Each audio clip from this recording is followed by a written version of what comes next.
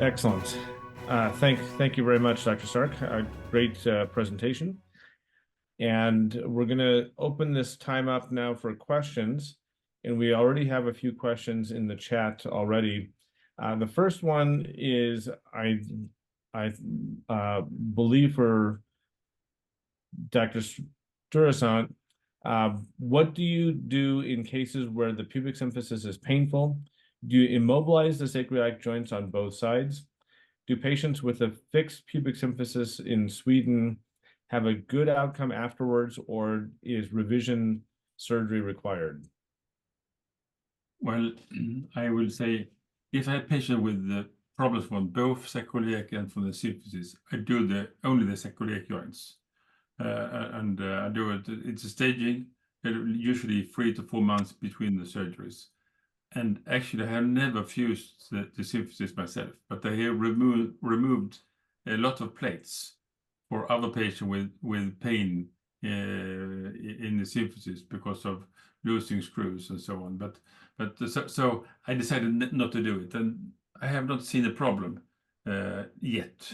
I have only done about 650 surgeries on a sacroiliac joint, but maybe that will come. And I know too many studies with pubic symphysis fusions with complications and problems. So that is why I avoid it. Great. The second question to Dr. Kibsgaard: does your institution no longer recommend SI joint fusion surgery for postpartum sacroiliac joint pain? What are your thoughts based on the results of your most recent studies? Yeah, we have done this RCT, so I think everybody knows about that, and the results wasn't that great. And most of the patients were women. We have published last week a study from the Swedish Spine Registry, and also in that study, the patients, almost 80-90% of them were women, and many of the patients start with pain in the pregnancy, but the ones we operate on, they have had pain for 10, 12, 15 years.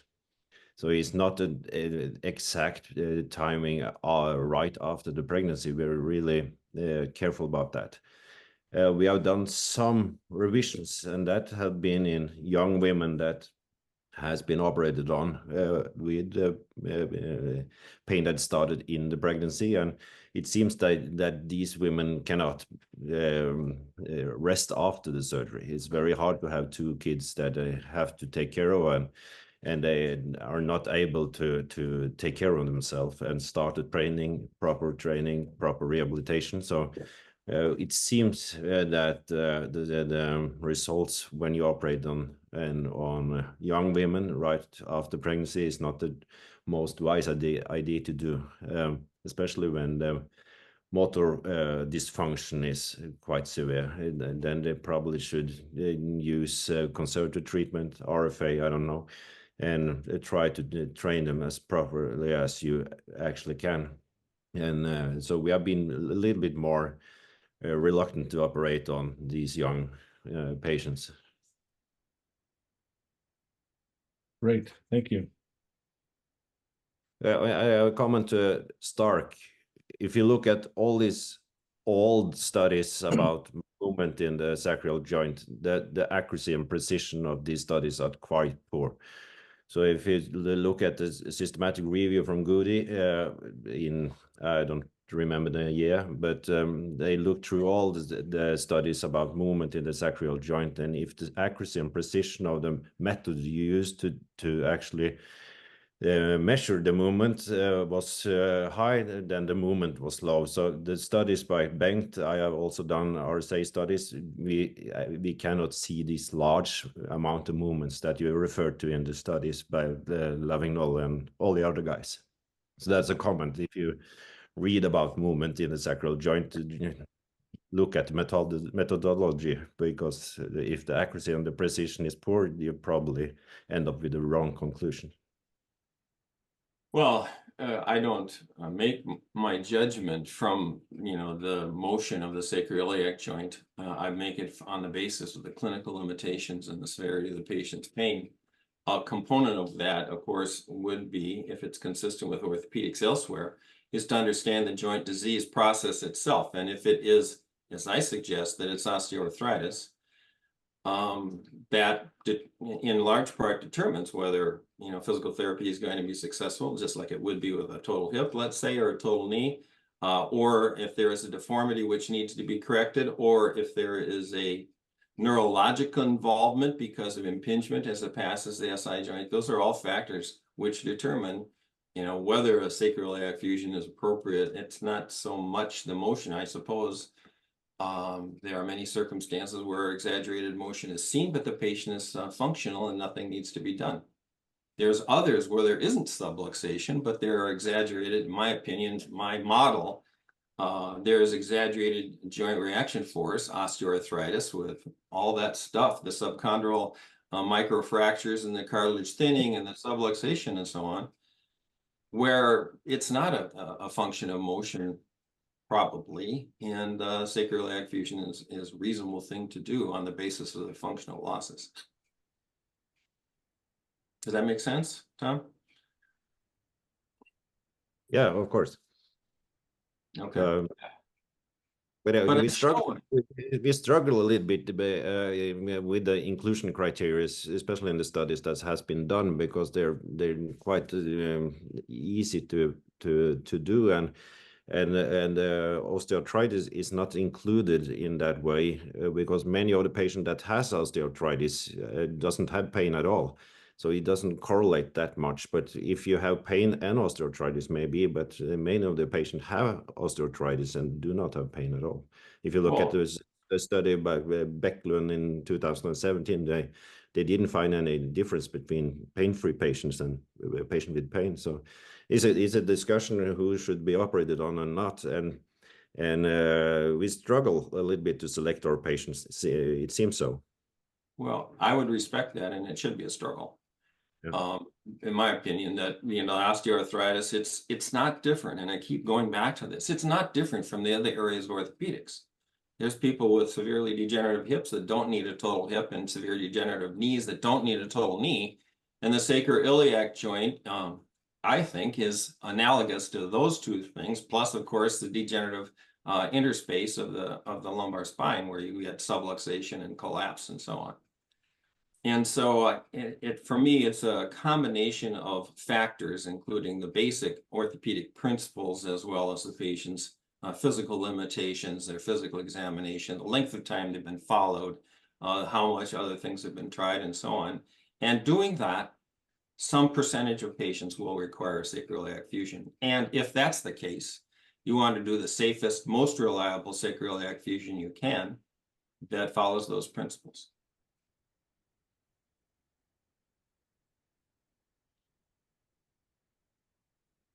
We have another question for Bengt and John, and both are asking if you've had any patients who have required fixation of the pubic symphysis.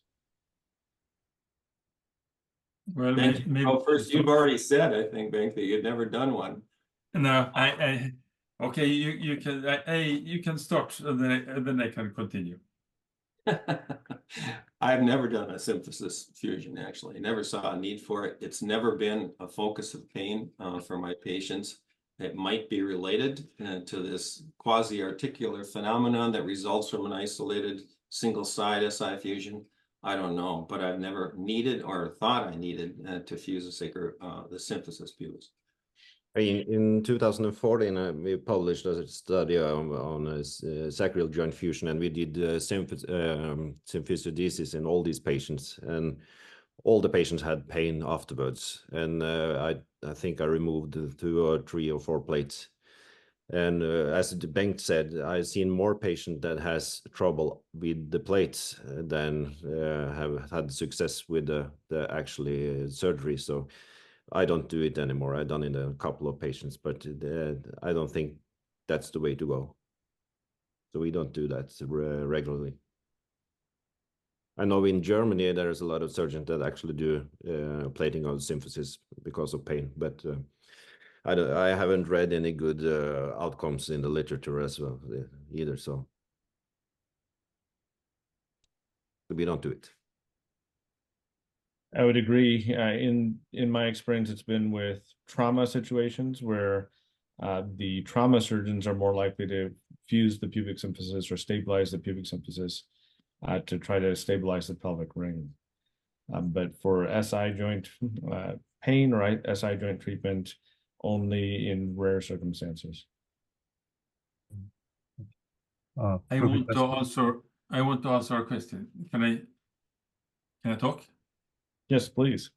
Yeah, and this is about childbirth, because I think I have about something like 30 to 40 patients who give childbirth after sacroiliac fusions, and about half of them do it vaginally, half of them is the sexual, and in most cases, I think the reason for the sexual is the fear. And when you are fused in the sacroiliac joint, you have a fear, and they should be able to deliver in maybe in 70%, 80% like the rest of the population. I think we have in Sweden 15 to 20% of sexuals, and I think it should be the same with those who are fused in a sacroiliac joint. And I will tell you an anecdote. Very early in my career, I had a patient with sacroiliac pain, and she was pregnant, and I said I want to do some X-ray on you, but we have to wait after the delivery. So after the delivery, I did the X-ray on her, and she came after the X-ray and said, "Now I'm pain-free." Yes, and the X-ray showed that she has an ankylosing spondylitis. So during her pregnancy, she had a debut of the ankylosing spondylitis, and she was completely healed after the delivery. And I realized that you can deliver with a sacroiliac fusion, no problem. Mm-hmm. So it's that is my rationale in this thing. I would like to raise a question. First of all, thank you to all the speakers for clear and nice presentations. And I have a question to Bengt. And in the beginning of your lecture, Bengt, you're referring to hypermobility. And I'm wondering, how do you define hypermobility of the sacroiliac joints? Well, actually, we expected to find hypermobility. And as you saw, we have a normal distribution. If there should be a hypermobility, it should be exceeding. It should be, I mean, it should be like an extreme outlier to 4 degrees of movement or something like that. Then I should say that it's a hypermobility, but we didn't find it. Maybe if I measure on patients with extreme Ehlers-Danlos syndrome, maybe it will be possible, but I have not had those patients in those years when I did the measurements, and I don't do them anymore. So it means that you do not exactly have a kind of a cutoff or any definition of hypermobility. We couldn't, because there was no knowledge. I mean, there was no knowledge in this field, so we couldn't put a cutoff, and we expected to find, but we didn't find, and we saw just this normal distribution, and as long as it was a normal distribution, we couldn't say that you have a hypermobility, because hypermobility should be exceeding the normal distribution. That was our rationale. Yeah. Maybe we were wrong, maybe, but this was our rationale.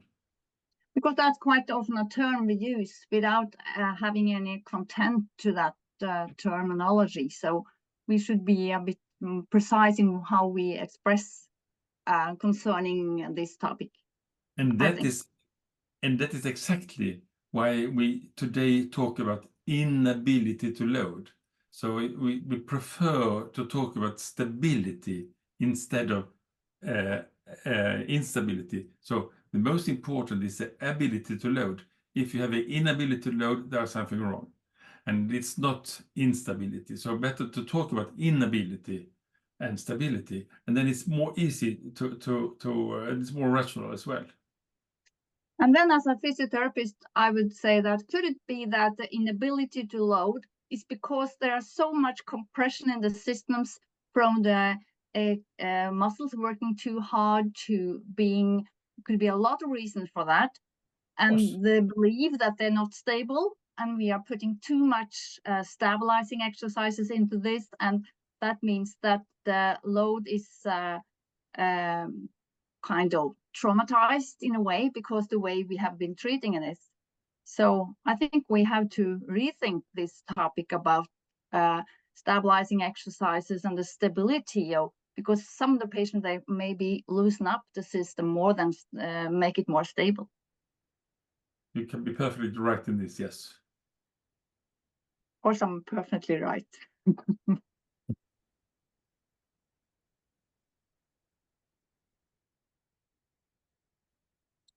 Okay, we're approaching the hour here.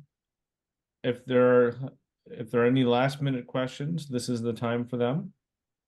And I'll give it a moment for anyone to type in or ask a question.